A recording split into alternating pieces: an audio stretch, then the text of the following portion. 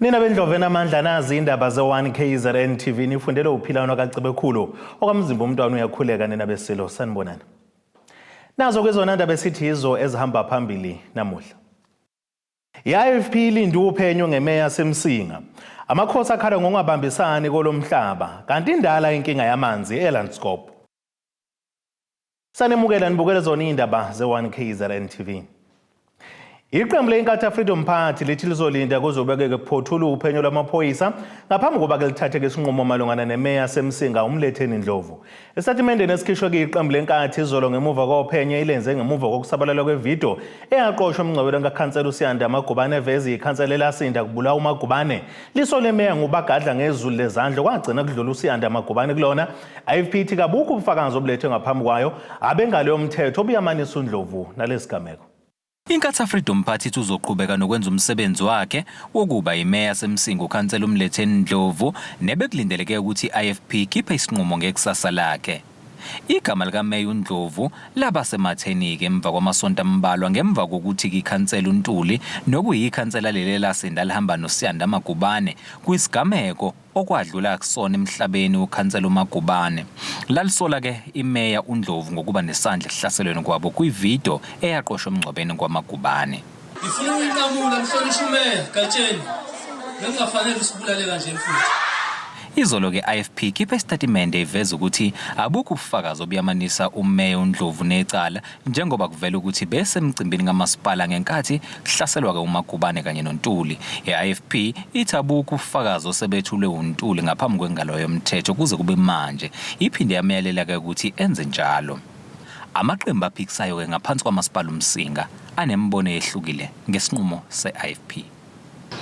Akukho okungakwe njenge-EFF thina esizokusho njengamanje till ngoba uma uthi uyabheka istatement senkatha sithi akukho esikutholile lesikhathi ade bephenya even though ikhona into evidence engasi evidence but okuyilo akasinda ngesikhathi kungikhansela uNtuli kwa esigamekweni kukhona akakushoyo and then nabo bathe bamthumela ukuthi akaye emaphoyiseni okusho ukuthi mhlawumbe bangakhona ukuphawula okutheni okukhulu ongakani ongaphawula i-EFF ngodaba lolu sengamhlawumbe ukuphazamisa ukusebenza kwengalo yomthetho besifisa ukuthi ingalo yomthetho kuba iyona ethatha indima njengamanje isebenzisane kakhulu nalo ophethe ubufakazi obuphelele ngoba thina njenge-EFF akukho ubufakazi esithi sinabo nesikwaziyo ngokwenzeka kwezimo ezikhona njengamanje. Nakuba-ke iqembu le-IFP likuthathile noma likwenzile lokho likwenzile kodwa-ke phela lona akusiwona umthetho yiwona ozokwazi ukusho ukuthi ukusuka manje uthatha siphi isinyathelo ukuya phambili. Zikhona insolo zinjalo mhlawumbe thina njengabaholi kufanele silide nge-example ukusho ukuthi njengamanje abantu sibabhekisa ngaphi asikwazi-ke kunikeza abantu ithemba lokuthi uma ngabe uwumholi uphambili njengesakhamuzi sokuqala eMsinga uwena ofanele ukuthi cha angithi gudlu bese ngikwazi ukunikeza mhlambe uphenyo luqhubeke ngendlela egculisekayo nenelisekayo.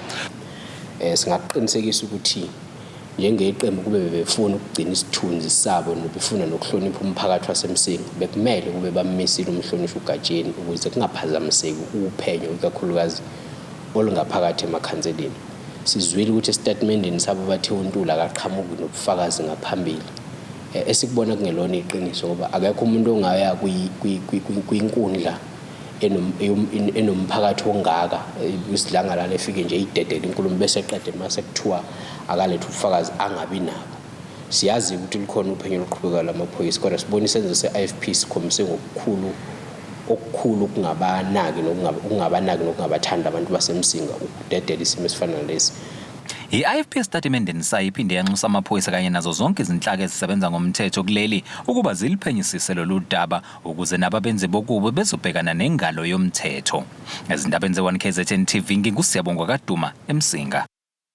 Amakhosi akhele isifundithe kakhomba ngenjumbano ungabi nobambiswano phakathi kwenhlaka zikahulumeni nomphakathi kanye nawo kuqobo njengoba izona-ke izathu eziholela ekutheni kwandeke igameko zokuthengwa kwemihlaba yawo ngendlela engekho emthethweni nokuholela ekutheni-ke kudilizwe eminye-ke imizi yabantu sebakhile.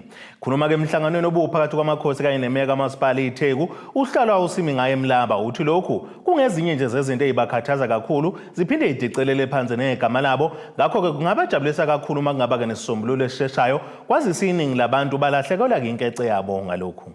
Beluseqhulwini udaba lwemhlaba engaphansi kwamakhosi Emhlanganweni phakathi kwemeya kamasipala iTheku kanye namakhosi akhele isifunda iTheku. Usihlalo wabo uthi-ke bamatasa nokufundisa amakhosi ngeyindlela okumele isetshenziswe ukuvikela umphakathi.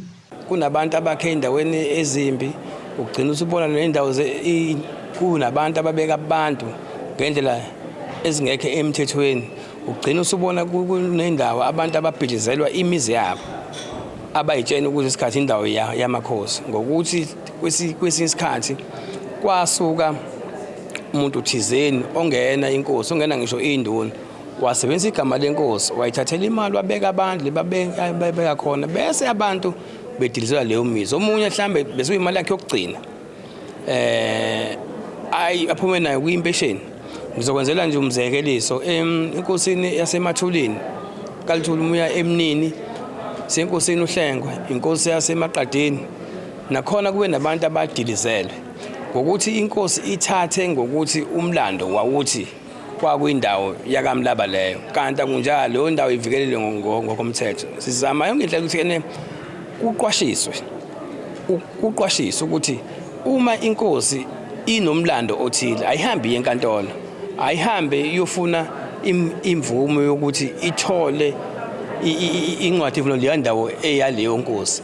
I-18 esawonke amakhosi abeyingxenye yalolu hlelo obehlanganisa abomnyango wezokubusa ngokubambisana nezindaba zomdabu, abengonya ama-trust, kanti-ke okunye okudingitiwe indlela abantu asebeyiphethe ngayo, ukuthuthukiswa kweyindawo engaphansi kwamakhosi nokunye-ke okuningi.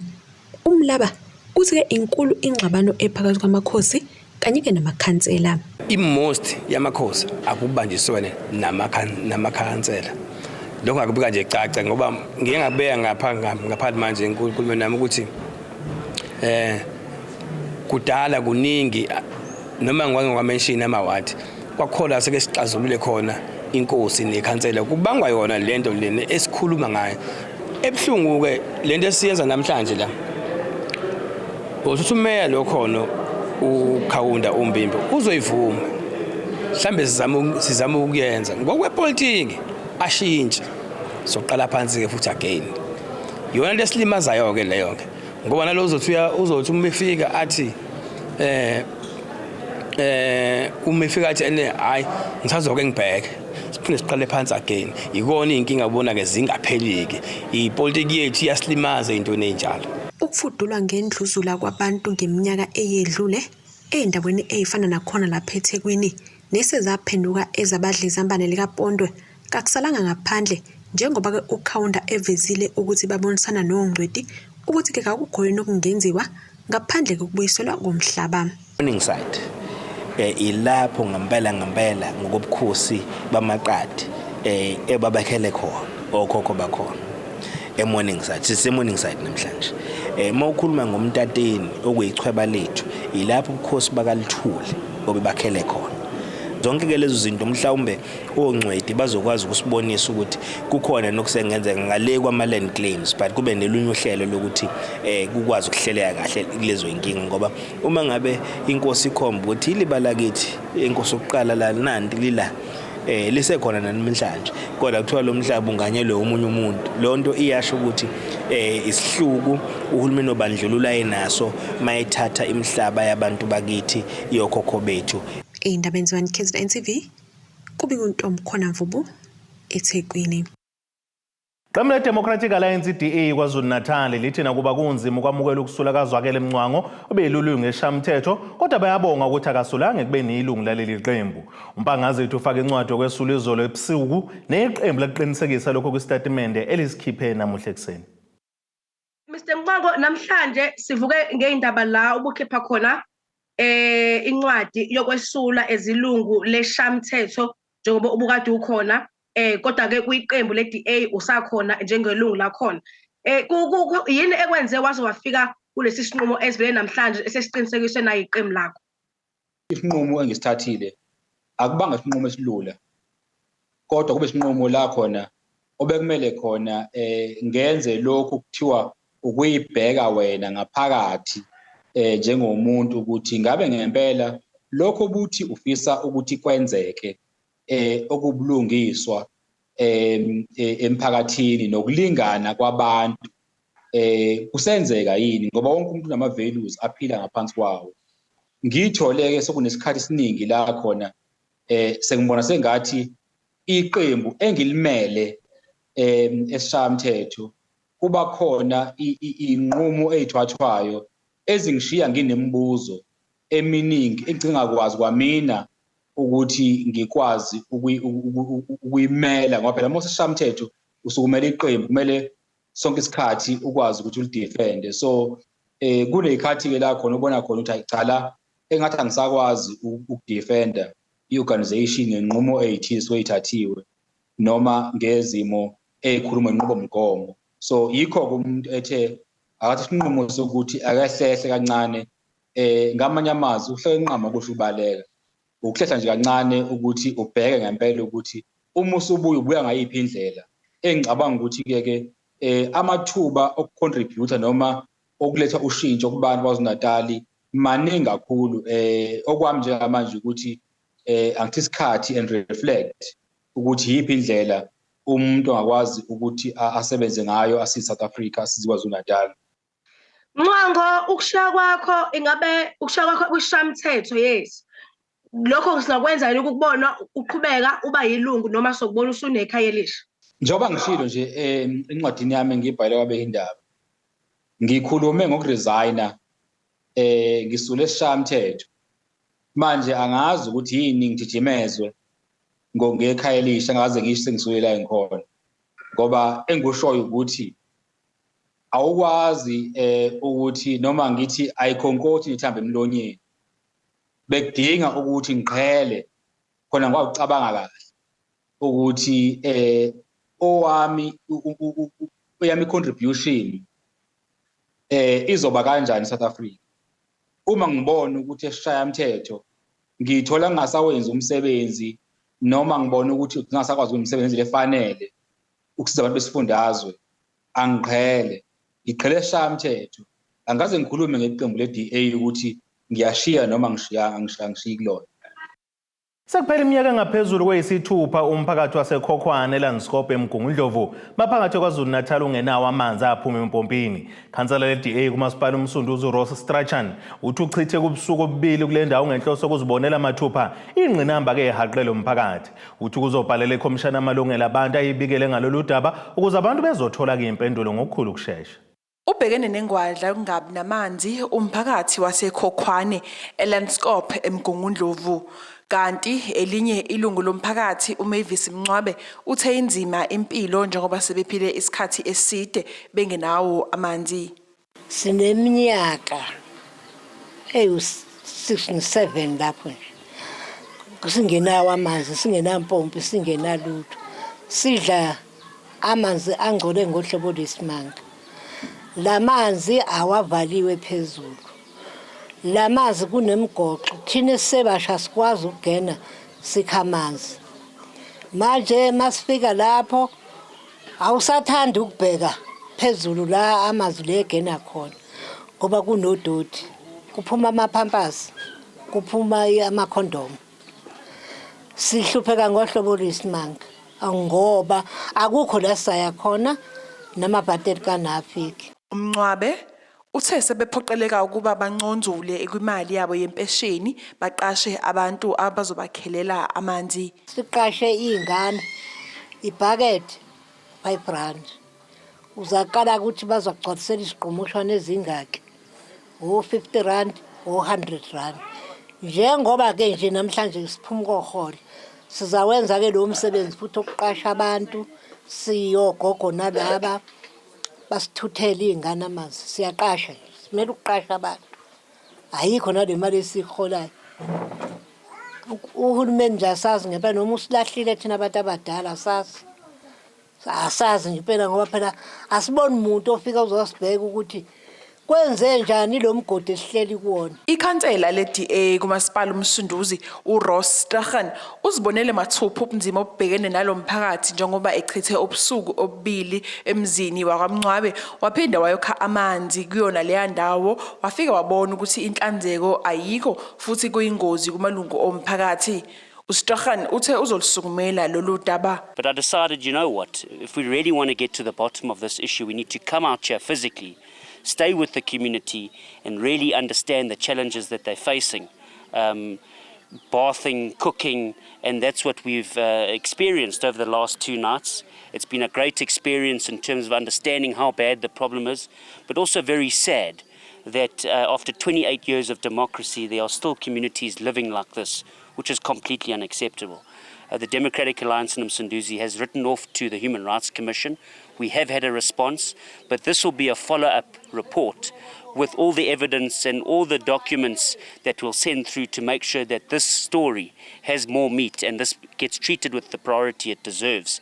And the authorities need to intervene and provide some sort of interim solution and then a real long-term plan with timelines so this community can have some comfort of mind knowing that they've got a future in this community where there's water available 24/7. uStrachan uthe umkhandlu umasipala omsunduzi wathi ayikho inkinga kuleya ndawo. Ezindabeni ze1KZNTV nguAyanda Dube ngisekhokhwane eLandskop. Ake siye etolo siyabuya futhi mbukele nezinye zindaba zethu.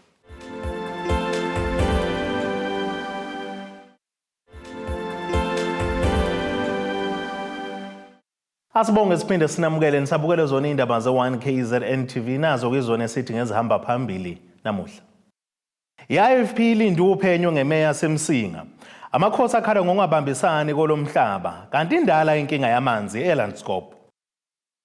Ngqongqoshe omnyango wezempilo esifundazweni KwaZulu-Natal noMagugu Simelane uthi siphelile isikhathi sokuhlukunyezwa kanye nokucwaswa kwabantu abathandana nobulili ofana nobabo ngoba nabo bangabantu futhi banalo ke ilungelo lokuthi ke basizakale ngokwezempilo ngaphandle kokucwaswa ngokubona. uSimelane ubekhuluma kanjena nabezindaba ngesikhathi kuqhubeka umviliyelo we-LGBTQI+ community obusuka eMason Park wayophelela ke enkundleni ezemidlalo iBheka uZulu eFilidi ngempelasonto. Belihlobe ngembala enhlobonhlobo idolobha eFryhead ngesikhathi ke kuqhubeka umviliyelo phecelezi ki-parade ye-LGBTIQ+ community obubanjelwe ngokubambisana nomnyango wezempilo KwaZulu-Natal. Leli ke yiqeqebana nje lomphakathi omncane kodwa ke usakuthola kunzima ukuthi ke wamukeleke emphakathini ngenxa yendlela abakhethe ukuphila ngayo. Umnyango wezempilo KwaZulu-Natal uthi ke ngalomviliyelo bafisa ke ukufundisa nokuqwashisa nje umphakathi ukuthi ke kunabantu abaphila ngalendlela. Okunye ke umnyango ukuthi ke usondele kule mphakathi ecwasekile ukuze ke bakwazi nabo ukuthola usizo lwezempilo ngaphandle ke kokuthi ke bahlukumezeke. Intention yayo ukukhombisa kumphakathi ukuthi i-community LGBTQI+ ikhona noma i-community noma umphakathi walabo abathandana ngobulili obufanayo bakhona. Intention ke futhi ukuxwayisa nokwazisa umphakathi ukuthi just because bona bane preference ehlukile yokuthandana kwabantu akubenzi ukuthi ababona abantu, akubenzi futhi ukuthi babe yilwane and kufanele sibatreat ngendlela efanayo. Okwesithathu uconscientize futhi ukuthi akufanele ukuthi umuntu just because ene preference ehlukile kuneyethu sibalimaze sibashaye sibenza into ehlukene. But lastly njenge department yakwa health oyethu ke i-purpose kule program ukuzoconscientize ukuthi lama communities esiwabiza ngokuthi ama communities amancane, ama communities acwasekayo kakhulukazi emnyangweni wezempilo kubalekile ukuthi siwasondeze, kubalekile ukuthi sithi thina njengomnyango wezempilo sikhona available. Umnyango wezempilo unenhlelo ke eziningi zezempilo okusiza ke emphakathi eyahlukene eminye iqondene nezinkinga zabantu besilisa nalabo ke abadayisa ngemzimba kanjalo ke neyalabo abathandana ngobulili obufanayo okuyiyo ke i-LGBTQI+ community. Lapho ke umnyango uthi ke uhlose nabo ukuthi ke bazizwe bamukelekile emphakathini njengoba ke bekuthola ke namanje kusanzima kwezinye izindawo ukuthi ke besizakale emtholampilo ngaphandle ke ukuthi ke bahlukumezeke. Into yenza ukuthi ke le community siyitarget ingoba siyazi ukuthi kwezinye indawo noma endaweni eziningi zethu eminyangweni wezempilo emakliniki ezibhedlela uma ngabe befika kuba abavamile ukuphatheka kahle. Yes akhona ama areas lapha abaphatheka kahle khona but kwezinye indawo baye babuzwe imibuzo eminingi, imibuzo ebehlisa isithunzi, imibuzo engenasidingo because umuntu ophilayo noma ngabe ipreference yakhe ngokuthandana ukuthi ufuna ukuthandana kanjani is immaterial. Thina njengomnyango wezempilo sine responsibility yokuthi sibanikeze iservice yakwa health. Now kwezinye indawo ke ngendlela abangathutheki kahle ngayo kwenza ukuthi bagcine bengasakwazi ngisho ukuza emnyangweni wezempilo noma sebelidinga usizo lakwa health. So today ke sizoba ne parade lesibanayo uma siqeda bese siya elokishini siyoba ne dialogue. I-dialogue iyobe ikhuluma ngokuthi iziphi izinto ababhekana nazo emnyangweni wezempilo uma beza khona as a community. Iziphi indawo abacabanga ukuthi njengomnyango wezempilo ufuna silungise kuzona. Ngemuva ke kwalomviliyelo obuqhubeka babeke sebeba ne-dialogue okuyinkulumo ngxoxo nalapho kumphakathi we-LGBTQI+ community bebeke khona imbono yabo ngezinto ke noma ngezimo ababhekana nazo uma ke besemphakathini nasezindaweni zahulumeni zezempilo, imitholampilo nesibhedlela. Le dialogue ibihlanganisa abaphathi eminyangweni yezempilo ezahlukene. Lesigezi indaba ze1KZNTV, mina nginguSamkeliswe Ngqulunga bengasefryhead. Lokho ukhuluma namaphoyisa aseKingcetshwa inyakatho nesifundazwe KwaZulu-Natal uKapteni uSiyanda Shangase usenxusa umphakathi ubuye ukuzibandakanya ezintweni zobugebengu bokushushumbisa insangu ngoba amaphoyisa aphuma umkhankaso wokulisana nezidakamizwa emgwaqeni kulesi sifunda. Khuluma ke neziko lezindaba uShangase uveza ukuthi abalisa abahlanu baye bakhalelwa ngumasongo asigonyela okuhlanganisa ababili baseSwatini nabathathu bakulele emva kokutholakala nensangu okanye intshokovane sasishiya igudu phela elingabizwa 100,000 noma randi ngenani lasemgwaqeni. Amaphoyisa ophiko lesi borderline control bephume umkhankaso ku-N2 lenza ama stop and search kuthe maqhamuka ke ivan A4 Ranger emhlophe double cab bese imisa ke amaphoyisa bathe mabesesha kwatholakala ukuthi kunabasola aba5 emotweni betholakala bephethe belayishe ikhwama ezu +20 ezigcwele insangu. Inani lensango ke ngokwe street value ikalela lapha ku 100,000 bese beboshwa ke laba basola aba5 kulaba basola aba5 aba2 abaseswazini and then laba abanye abathathu abakhona la eSouth Africa bazovela ke kusasa enkantolo kaMantshi kwaMbonambi. Siyafisa ukudlulisa lokhu ukuthi abantu ke abangayithobe bandakanye ebugebengini la khona aba-transporta khona izidakamizwa kule migwaqo lena yala eKingcetshwayo ngoba amaphoyisa ala eKingcetshwayo aphume umkhankaso agcwele nje umgwaqo enza ama-stop and search alandela information. Kubanjwe ezemidlalo eyahlukahlukene abantu abakhubazekile enkundleni ezemidlalo iThokotho eGcilima oGwini oseningizimu nesifundazwe KwaZulu-Natal. Lokhu kwenziwe ngenhloso yokuvuselela ubumbano kubantu bakule ndawo nokubakhuthaza ukuba bazibandakanye nezemidlalo ukuze bahlale bengumqemane. Uhlalo wenhlangano yabantu abakhubazekile ngaphansi kwamasipala eReinkonyeni uNkosinathi Bhengu uthi inhloso yalemidlalo ukukhombisa ukuthi nabantu abakhubazekile nabo banawo amakhono kanjalo namathalente. Ukuzama ukwakha kanye nokuvuselela ubumbano kubantu abakhubazekile kubanjwe imidlalo eyahlukene yabantu abakhubazekile enkundleni yezemidlalo iThokotho eGcilima. Usihlalo weforum yabantu abakhubazekile ngaphansi kwamasipala eReinkonyeni uNkosinathi Bhengu uthi sesiphelile isikhathi sokuthi abantu abakhubazekile bavalelwe emakhaya kodwa badedele bakwazi ukuqhakambisa ithalente abanalo ikakhulukazi kwezemidlalo. Ukuzovuselela ubumbano imidlalo yethu nyabantu abakhubazekile ukuzokhombisa ukuthi nathi abantu abakhubazekile siyakwazi ukuthi sibe nemidlalo esibanayo, sinamakhono, sinamathalente, siyakwazi nathi sibe ingxenye yemidlalo nokuthi sikwazi sihlangane, sixoxe into zethu, sicommunicate, sinetwork, sishare noma ngabe yini esingayishare isithintayo thina abantu abakhubazekile nokuthi siziveze emphakathini. UNgcolosi uthi yize bedalwe ngokukhethekile kodwa nabo bayadinga ukuhlanganyela nabanye abantu ukuze bathekelane ngolwazi. Uthi kubasiza ekutheni bakwazi ukubhekana nezingqinamba zempilo. Siyafisa ukuthi umphakathi usibone usazi wazi ukuthi nathi siyakwazi ukuthi siphume ezindlini siphumele eminyango sibe nezinto esizenza ezima activities okusho ukuthi nalabo abantu nabantu abakhubazekile abahlala nabo emakhaya siyafisa futhi siyacela kubona ukuthi umuntu okhubazekile akalungile ukuthi ahlale nje ekhaya afane nefurniture kodwa uyadinga nawuthi anikwe ithuba lokuthi nahlangane nabanye abantu abakhubazekile ukuze akwazi ukubona ukuthi impilo ikhona noma ngabe sikhubazekile noma ngabe sidale ngendlela ehlukile komunye kodwa kusho ukuthi lokho sihlukile kunabanye kuphela nje thina nje sidaleke ngokukhethekile lokho kusho ukuthi siyadinga nathi ukuthi sihlanganyele nabanye uzakwethu. Omunye wabantu abakhubazekile obeyingxenye lemidlalo uthi ujabule kakhulu ukuhlanganyela nabanye abakhubazekile ukuze baveze amakhono abanawo.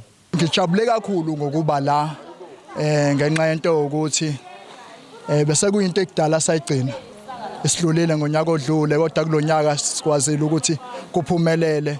Kuyinjabulo kakhulu ukuhlangana nabantu abakhubazekile ngoba nakujwayelekile ukuthi siveza amakhono ngalendlela kona nengabe sekuya kuma sports njengoba sibhekise kuma Salga Games ngonyaka ozayo so siqale kahle. Phakathi kwemidlalo bebeyidlala kubala umlabalaba, ibhola lezinyawo, ibhola lomnqakiswana, ukugijima neminye eminingi.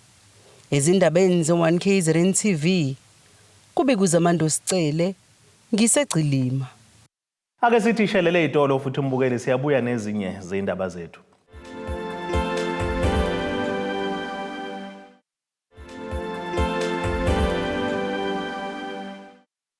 Nina bendlovena amandla sibonge siphinde sinamukele nisabukele zona indaba ze1KZNTV nazo kwezona esithi ngezihamba phambili namuhla. I-Ifp Ilinde Uphenyo Ngemeya Yasemsinga. Amakhosi akhala ngokungabambisani kolomhlaba kanti indala inkinga yamanzi eLandskop. Ake sibheke engosini yezomnotho.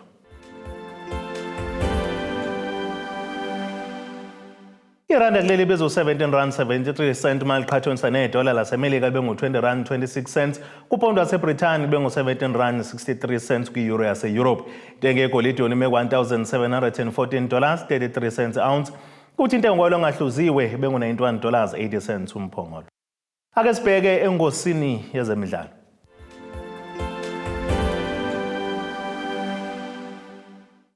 Umdlalo semuva wekamagebhulu ezagebhulu umhlaba wamasipala zawubhekisa phezulu Orlando Pirates okunguthaphelo Xoki uthi kisima bebedlala ngaphansi kwaso okuhlanganiswa nomoya omkhulu kube nomthelelo omkhulu ekutheni bangakwazi ukudlala ngendlela bebefisa ngayo. Lokhu kuzemva kuba ke-Bucks inenebuluke isekhukhune United ngamagoli kamabili keqandeni kumdlalo we-DStv Premiership izolo. Amagoli esekhukhune avaleleke nethini ngo-Elias Mokwana kanjalo noVusumuzi Mncube. Ake sibheke naso isimo sezulu esingalindeleka.